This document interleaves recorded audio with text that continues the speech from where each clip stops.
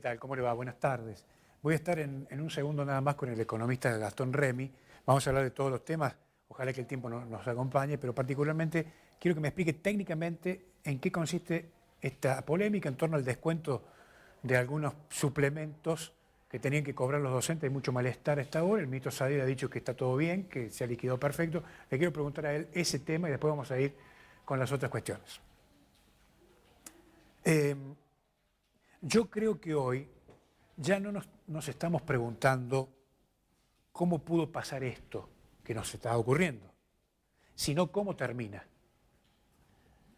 Pregunto, aplanar la curva, la famosa curva de contagios, ¿significa pulverizar al virus? Es una pregunta que la dejo ahí. De manera que creo que no se ve una hoja de ruta clara de salida, al menos por ahora. Como es todo tan dinámico, digo, al menos por ahora. Fíjese que los expertos están sugiriendo, por lo bajo, que el eventual abuso de la confianza, ¿esto qué significa? Romper la cuarentena. Es lo mismo que subestimar al virus.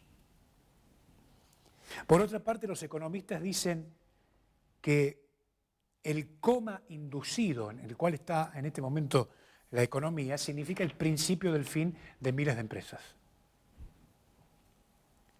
En este contexto, claro está, que la provincia no escapa de esta situación, que es dramática y es muy preocupante. En el habitual aló Morales, al que asistimos todas las noches, el gobernador dijo que de no producirse ningún escenario de nuevos casos, está pensando en un plan económico. Pregunto, ¿como consecuencia de la pandemia, ahora piensa en un plan económico para la provincia? No es lo mismo tomar medidas dentro de un plan económico que arrancar de cero en medio de este escenario de desastre. En la intimidad, el gobernador Morales piensa como el presidente. El presidente ha dicho, no me corran con la economía. En el caso de Jujuy, me parece que si Morales no reacciona a tiempo, va a necesitar camas y respiradores, pero no para la gente común, sino para los empresarios y para los trabajadores que eventualmente queden fuera de las estructuras comerciales. Ahora bien, ponemos un minuto la crisis sanitaria entre paréntesis y analizamos la situación en el contexto político. Ya algunos están pensando o imaginando, si usted quiere, en el regreso del Estado y el fin de la austeridad. Yo creo que es momento de no mezclar peras con manzanas. Es cierto, se necesita más Estado, pero eficiente y austero, donde vuelva, por sobre todas las cosas, el sentido común. Estamos claros que en un Estado grande, no es siempre un Estado solidario y eficiente. Convengamos que en Jujuy no estamos en el mejor de los mundos respecto a lo que significa el funcionamiento del Estado. Tenemos un Estado ineficiente y poco solidario. Y créanme que lo va a hacer por mucho tiempo más. ¿Sabe por qué? Por el fenomenal endeudamiento en dólares, producto del pésimo diagnóstico del señor Morales sobre el famoso cambio de matriz que anunció en 2015 y que hoy no es más que una fenomenal deuda imposible de pagar. Durante todo este tiempo se le ha reclamado a Morales, lo hemos hecho aquí con mucha humildad, que pare con el nivel de endeudamiento y que además practique la austeridad. Fiel a su estilo, el señor Morales nunca escuchó. Y hoy se enfrenta con las amenazas de la pandemia, en donde precisamente se va a necesitar presencia del Estado para mayor solidaridad, que es lo que no estamos viendo. De manera que la mala praxis del señor Morales nos pone frente a esta compleja ecuación. Estado endeudado fenomenalmente en dólares, más cero austeridad. ¿Esto qué implica como resultado? Menos solidaridad. En un minuto vuelvo y conversamos con el economista que está aquí, el señor Remy, quien nos va a dar su impresión, Gastón, sobre lo que está pasando. Ya venimos.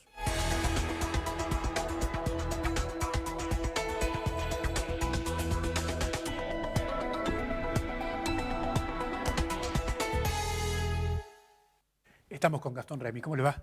Dale, buenas tardes. Gracias por venir, Nada. Muy amable. Bueno, vamos por parte. ¿Cómo está viendo el descuento a los docentes que ha generado polémica en estas últimas horas? ¿Me lo puede explicar técnicamente? Mira, es un gran tema que implica que mucha gente que está con conocimiento del tema le cuesta muchísimo entenderlo. Claro. Desde las autoridades mismas, que siempre dan un mensaje tranquilizador, hasta el propio docente, porque es un salario que está compuesto por muchos ítems, mucho en negro y sumas que algunas contribuyen, otras no. Pero en líneas generales yo entiendo que hay dos cosas.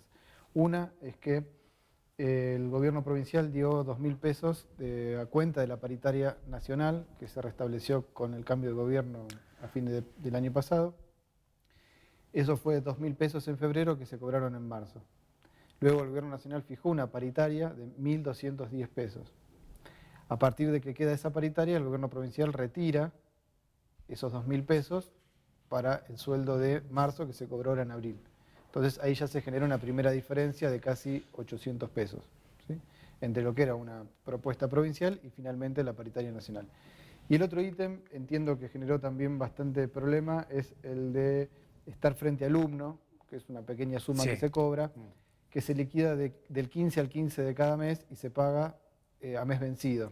Entonces los que fue 15 de febrero a 15 de marzo, bueno, ahí se está cobrando recién con el sueldo ahora de abril.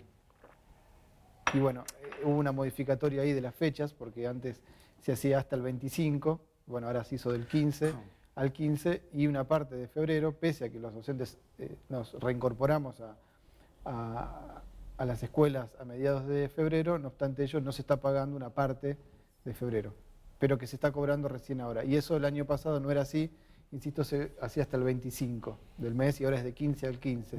Bueno, está esa diferencia que se vio reflejado eso más los 800 pesos y en gran medida explica bueno, que muchos docentes y maestras sobre todo fueron a buscar el sueldo en el cajero y encontraron... Y ahora, ¿y esto cómo se resuelve, digamos?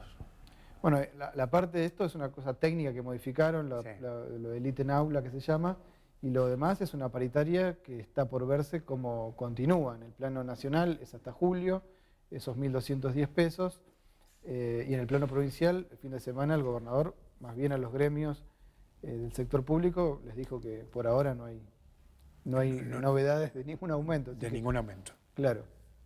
Sabemos que hay un problema agudo en que los salarios el año pasado perdieron frente a la inflación nuevamente, y en lo que va del año, bueno, vamos a ver en el mes, esta semana se van a dar los datos de inflación provincial y nacional, vamos a ver, según distintos analistas, un rebrote de la inflación del mes de marzo, que bueno, va a volver a pegar con esta desactualización de salarios, ¿no? Ahora, pero en definitiva, digamos, el docente no tiene la plata en el bolsillo. El docente recibe menos y después, bueno, como la mayoría de los trabajadores pierde en poder adquisitivo porque los precios suben más que los salarios. Bueno, mientras tanto, el señor Morales en su aparición pública de todos los días, en el marco del COE, habló de no mediar novedades respecto de la curva de los contagios, está pensando en poner en marcha un programa económico. ¿Tiene margen de maniobra, señor Morales, para idear un programa económico? Bueno, como vos lo decís, tan general el título que, bueno, ahí puede entrar de todo. Hasta ahora él venía diciendo que el programa económico era el programa nacional. O sea, no había un programa provincial. Ahora hizo este anticipo. Bueno, pero él no es un delegado del Poder Ejecutivo Nacional, es un gobernador. No, claro. Autónomo, digamos. Sí.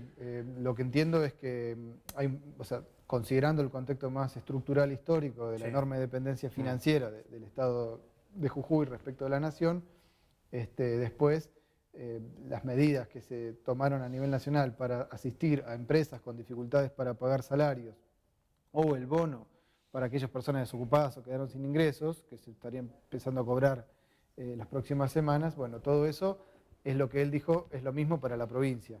Si hay margen o no, me parece a mí que sabemos que el margen depende de lo que diga Nación. O sea, Nación ha dispuesto más de 20.000 millones de pesos para enviar a las provincias este mes.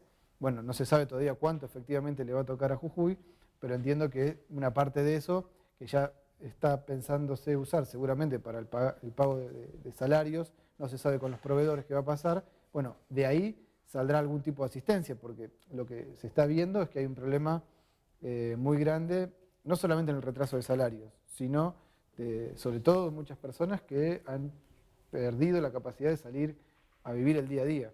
Entonces, ese sector, el changarín, el vendedor ambulante, que por la cuarentena no puede, y si no recibe los 10.000 de Nación, porque por X motivos no se lo asignan, bueno, yo veo que por ahí puede venir algún tipo de asistencia, o será algo más de bolsones, o subir algo de la tarjeta alimentaria, que ya sabemos que es muy bajo el monto, pero no veo que haya un gran margen para asistir realmente a la necesidad que se ha creado en estas 3 semanas, o un poco más de parálisis producto de la cuarentena, ¿no? Usted sabe que recién lo escuchaba el dirigente radical de Tucumán, el señor Cano, haciendo referencia a la necesidad imperiosa, urgente, indispensable de ajustar los controles sobre los recursos en materia de financiamiento que está ofreciendo el gobierno nacional a las provincias.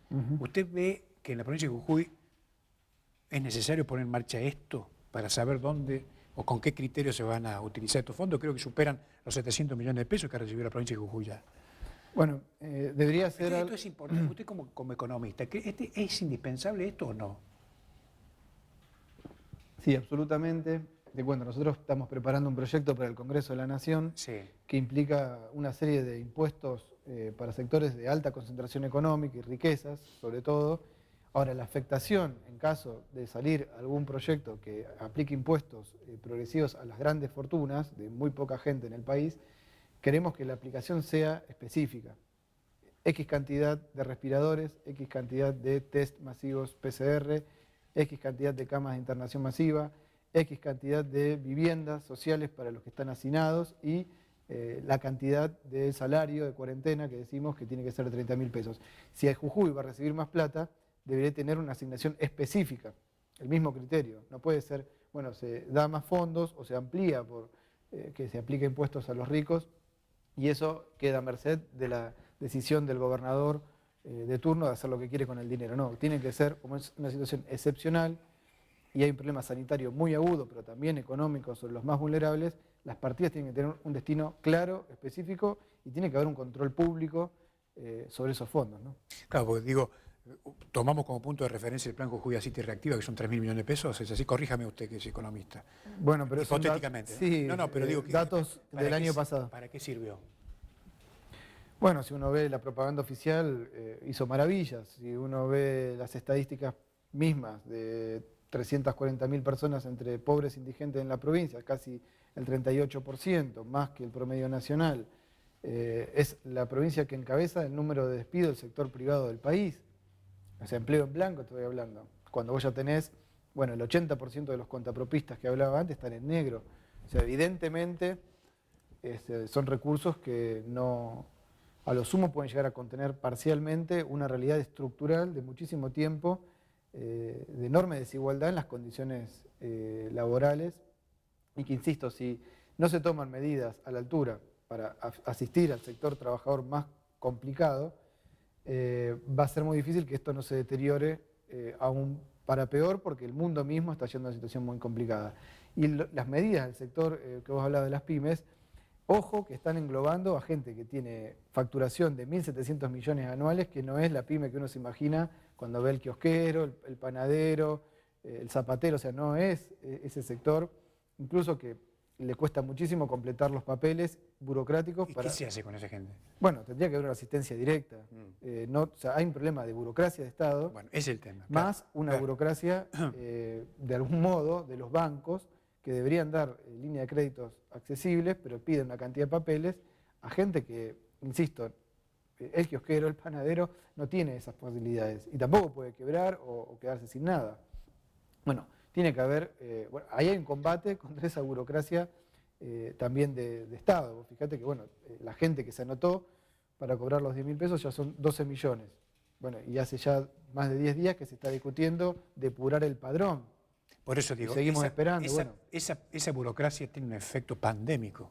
Totalmente, bueno, pero es una recurrente. Ayer se lo preguntaban al presidente en un programa de la noche en la televisión nacional y no tiene nada que decir más que aceptarlo como realidad. Bueno, eso no se puede aceptar. Pero estamos, claro, hay gente que cobra ingresos de privilegio por tener cargo de funcionario y no puede naturalizarse esa burocracia incompetente. Lo llevo por un momento a la crisis sanitaria. ¿Cómo se resuelve este polémico tema de los test? Bueno, Argentina, aclarar que no tiene la tecnología, es un país que ha cedido esa tecnología a países llamados del primer mundo y hoy tiene que comprarlos. Habría que hacer una inversión significativa en tener una cantidad de test. Nosotros lo que planteamos es que tiene que hacerse un testeo masivo, no de los 44 millones de habitantes, sí, que eso es imposible, ningún país lo hizo, sino de todos aquellos que van presentando de algún otro modo los síntomas del coronavirus. Pero hay que hacer una inversión, hay que traerlos y hay que tenerlos disponibles. Uno ve al gobernador o a nivel nacional que es muy poco. Entonces, si vos no tenés test, es muy difícil saber sobre qué universo te manejás y las estadísticas públicas de tantos contagiados y tantas personas que han salido bien del contagio o tantos fallecieron lamentablemente, son muy relativas. Bueno, acá el gobernador ayer volvió a decir, de nuevo, entre 10 o 12 días van a llegar 50.000 test rápidos, que son más económicos, pero menos confiables que los test PCR. Bueno, pero si uno busca las declaraciones del gobernador hace 10 días atrás, dijo exactamente lo mismo. Ahora, es no solamente una impericia de la burocracia de Estado, sino que hay un problema de que en el mundo se ha hecho una competencia por esos test, pero el Estado argentino tampoco es que está a la cabeza de decir, bueno, los compro, los tengo y los hago. Por eso, bueno, es como estar combatiendo una pandemia a ciegas. Entonces, es muy riesgoso dar mensajes tan tranquilizadores cuando vos no tenés testeada la población, ¿no? Usted lo lleva al terreno económico, Gastón. Usted sabe que economistas de las dos puntas, ¿no? De derecha, de izquierda, algunos moderados, están hablando sobre que la única salida o la herramienta más viable es la emisión. ¿Usted cree en esto? Es una situación de emergencia en donde todos los estados están yendo a esa herramienta. Estados Unidos está preparando el plan de rescate más grande de su historia. Sí. 2/3 es para empresas, 1/3 para población que se quedó sin recursos y es vía emisión monetaria. En Argentina, obviamente que no tiene el respaldo de emitir dólares, aunque Europa también está haciendo lo suyo a través del Banco Central, etc. Yo creo que es una medida muy limitada desde el punto de vista de que tarde o temprano, y más en una economía que viene con inflación del 50% o más, sí, en el año, va a ser aprovechado para seguir subiendo los precios de los grandes formadores de precios. Eso tiene consecuencias negativas para la sociedad. Y, como te decía antes, lo que no se discute es que si estamos en una emergencia, hay sectores de alta concentración de riqueza que afectándolos se podría hacer una contribución única, pero para poder abordar lo que te decía antes, las camas, los respiradores, un salario de cuarentena, las viviendas sociales. Estamos hablando de gente que tiene más de 1.000 millones de pesos de patrimonio, ¿no? Y que mucho de ese dinero incluso ha sido escondido en el exterior, no ha sido declarado al Estado.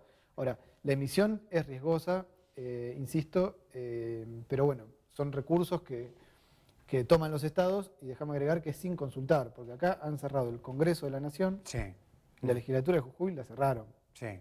Y hay un mutuo acuerdo entre las fuerzas políticas principales. Seguimos insistiendo en el Congreso, acá en la legislatura. Hemos sacado una nueva propuesta con Alejandro Vilca para que efectivamente, y con Nicolás del Caño, se sesione, se traten proyectos a favor de estos pequeños productores, del sector trabajador que se está quedando sin empleo en los bares, en los restaurantes. Bueno, nada, no hay respuesta. O sea, ellos opinan que es una única voz de mando a nivel nacional, a nivel provincial, y es eso o nada cuando hay un sistema representativo o parlamentario que Mendoza está funcionando las 2 cámaras virtuales, provincia, en la ciudad de Buenos Aires ha funcionado con mínimo personal, pero en forma presencial. Tucumán sesionó. Córdoba también, o sea, claro. ¿me entendés? Sí, acá entiendo. Supuestamente eso, un único general da las órdenes y no hay posibilidad de hacer aportes, opiniones, disensos, nada. Bueno, Entiendo. eso no contribuye, nos parece. Entiendo. ¿Se enteró lo de Salta? Le van a pedir a los empleados públicos un aporte histórico, extraordinario, solidario, del 10% del salario, fondos que aparentemente van a ir digamos, a la crisis sanitaria. ¿Cómo lo ve? En realidad, Sáenz lo dijo anoche, Sí. y anoche mismo, a través de la cuenta de Twitter, estuve viendo, se retractó diciendo que es voluntario. Voluntario. Claro, voluntario, correcto. No es algo, bueno, si es una acción voluntaria, debería comenzar por el propio gobernador, que tiene una diferencia de ingresos abismal respecto de un municipal o de una docente. Entiendo. Después está en el criterio de cada uno, pero yo creo que el pueblo trabajador viene haciendo un esfuerzo enorme, desde los de la salud, que le están poniendo el cuerpo y con la posibilidad de enfermarse. Los docentes, muchos siguen dando clases virtuales, y bueno, y otro sector que está muy complicado. Entonces, el sector político tendría que hacer realmente no solamente un gesto ahora demagógico, sino, como venimos insistiendo, que siempre cobren como un trabajador y no solo en época ahora de pandemia, que es un proyecto que se presentó en el 2016 en el Congreso, en el 2017 lo discutimos y en el 2018 lo presentamos acá en la legislatura, pero pues fíjate que aprobar ese proyecto no. Entonces, bueno, debería hacerse sí un gesto, pero permanente, ¿no? Gastón, se me acabó el tiempo, pero me queda una pregunta final. Ustedes con sus redes propias están midiendo digamos, la sensación térmica de lo que siente la gente en este momento, que pierde el trabajo, que lo suspenden. ¿Cómo lo están viendo? Bueno, en la Izquierda Diario y a la banca de diputados también, pero en la Izquierda Diario es innumerable la cantidad de gente que nos manda denuncias en la provincia a nivel nacional, hotelería de la Quebrada, gente que estudia en la UNJU y que ha quedado sin nada, o familiares, lo que te decía antes, restaurantes, el sector gastronómico y comercio en la provincia y en San Salvador está muy mal, y otros que están trabajando, pero que le han alargado a 15 horas, por ejemplo, la jornada, y sin tener medidas mínimas de seguridad. El termómetro es de mucho malestar y mucha preocupación por el futuro laboral, porque, te insisto, no hay seguridad de continuidad, y muchos incluso le están descontando o atrasando el pago del salario. Gracias por venir. Vamos. Muy amable. Gastón Remy con nosotros. Nos reencontramos mañana. Chao.